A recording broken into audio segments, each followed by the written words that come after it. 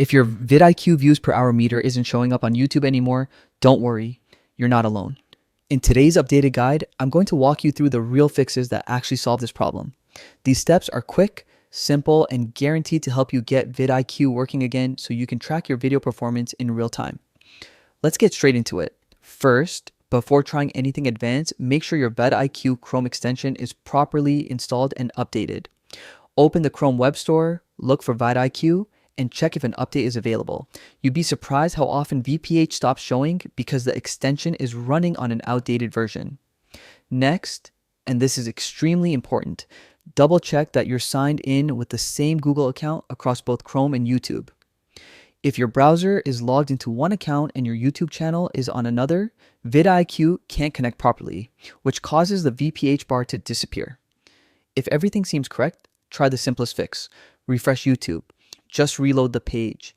And if that still doesn't work, go one step further and restart your browser entirely. Small glitches in the browser often stop extensions from loading their data properly, and a quick restart resets everything. Still no luck? Then it's time to toggle the extension itself. Go to Chrome Settings, Extensions, find vidIQ, turn it off, wait a few seconds, and turn it back on. After that, refresh YouTube again. This forces Chrome to reinitialize the extension, which usually brings back the VPH display instantly. If the issue continues, you'll want to clear your browser cache and cookies. Corrupted cache data can block vidIQ scripts from loading correctly. After clearing, restart Chrome.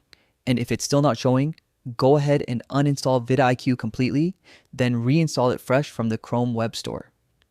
A clean install fixes around 90% of lingering extension problems. Finally, make sure you're using vidIQ on a desktop browser, not mobile, because mobile doesn't support the extension at all. And if nothing works after trying every step, reach out to vidIQ support and include your browser version, OS, and screenshots so they can investigate deeper. And that's it.